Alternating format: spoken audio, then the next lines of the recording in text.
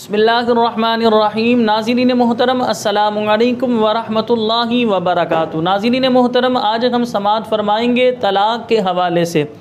देखिए, आजकल फ़ी ज़माना तलाक़ का रेशो बढ़ता जा रहा है। छोटी छोटी बातों पर जो है तलाक़ दी जा रही है, और तलाक़ देने के बाद बड़े भोले अंदाज में लोग कहते हैं कि हमने गुस्से में तलाक़ दे दी, हमने जो है मूड अच्छा नहीं था इसी सूरत में तलाक़ दे दी, मैं देना नहीं चाह रहा था, मुँह से अल्फाज निकल गए।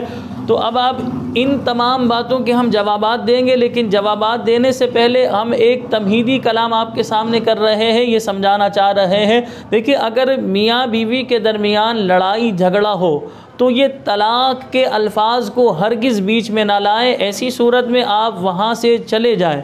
वहाँ से चला जाना ही बेहतर होता है। जब दोनों फरीक मौजूद हों और दोनों के दरमियान, दोनों के माबेन लड़ाई हो रही हो किसी बात पर, तो अब ऐसी सूरत में इंसान है, कुछ भी ज़बान से निकल सकता है। बाज़ लोग अपने गुस्से का इस तरह इजहार करते हैं, वो तोड़ फोड़ करके उन्हें सुकून मिलता है। तो बाज़ लोग ऐसे बेबस हो जाते हैं कि वो तलाक़ तक दे देते हैं, बाद में रोते हैं, पछताते हैं। हम उन्हें इसका हल बयान करें तो वो हल पर राज़ी नहीं होते कि भाई ये कैसी बात हुई कि सालों से बीवी साथ रह रही थी, बस 3 अल्फाज ज़बान से कह दिए और वो पराई हो गई, अब उससे जो है पर्दा हो गया, ये कैसी बात। तो प्यारे भाई, जब आप ये हमारा दीन इस्लाम ने जब आपको कहा था कि आप इस तरह निकाह करेंगे, 3 दफ़ा आपने जब कबूल किया, एक नामहरम आपके लिए हलाल हो गई, उसी दीन ने आपको समझाया कि 3 अल्फाज इस तरह आप निकालेंगे तो वो आपके लिए पराई भी हो जाएगी, अजनबी भी हो जाएगी, उसके और आपके दरमियान पर्दा भी लाजिम हो जाएगा। सही। तो लिहाजा आसान लफ्ज़ों में हम आपके सामने बयान करने लगे हैं कि याद रखें कि मज़हब इस्लाम में अगर कोई शख्स गुस्से में तलाक़ देता है, शरई एतबार से तलाक़ वाक़ हो जाएगी। इसी तरह गवाहान मौजूद नहीं थे, शोहर ने अपनी बीवी को तलाक़ दी, तो अब ऐसी सूरत में भी तलाक़ वाक़ होगी। इसी तरह उलमाए इस्लाम इरशाद फरमाते हैं, हमल की हालत में तलाक़ दी गई तो ऐसी सूरत में भी शरई एतबार से तलाक़ वाक़ हो जाएगी।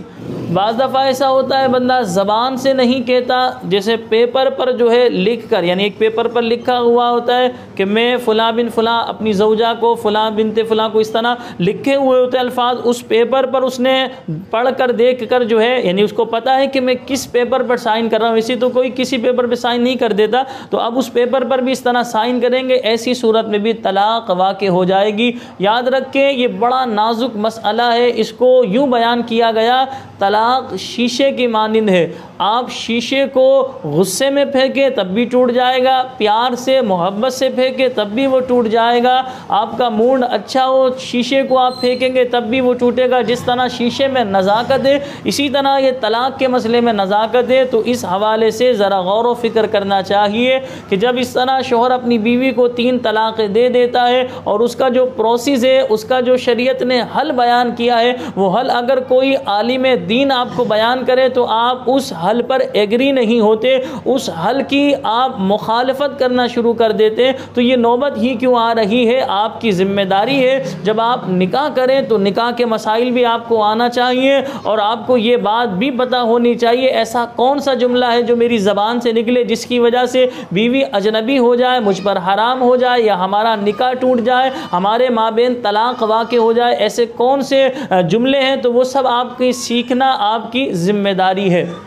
तो बहरहाल आसान लफ्ज़ों में हमने आपके सामने बयान किया, कितना ही इंसान का गुस्सा हो तो अब ऐसी सूरत में आप गुस्से में आके इस तरह के अल्फाज अदा ना करें। इसका बेहतरीन तरीक़ेकार यही है कि जब फ़रीक़ैन में इस तरह लड़ाई हो रही हो, दोनों फ़रीक़ में से कोई एक फ़रीक़ वहाँ से चला जाए, जब मूड बेहतर हो, जब इंसान रिलैक्स हो, उस वक्त इस हवाले से गुफ्तगू की जाए। और तलाक़ शरीयत मुताहरा में जायज़ तो है, यानी आसान लफ्ज़ों में कि जब निभा नहीं हो रहा दोनों फ़रीक़ के दरमियान, तो इस रिश्ते को ख़त्म करने के लिए तलाक़ को रखा गया। लेकिन शरीयत ने यह हरगिज़ नहीं कहा कि तलाक़ को हम मजाक बना लें छोटी छोटी बातों पर, कि मूड अच्छा नहीं है, चाय वक्त पर नहीं आई, हमारे मिजाज के मुताबिक आज कपड़े नहीं पहने, मेरी बात नहीं मानी, मैंने कहा था ससुराल नहीं जाओ, आप चली गई। ऐसी छोटी छोटी बातों पर जो है तलाक़ दे देना, ये बेवकूफ़ी अहमकाना फ़ैसला है। हमारे पास तलाक़ के मसाइल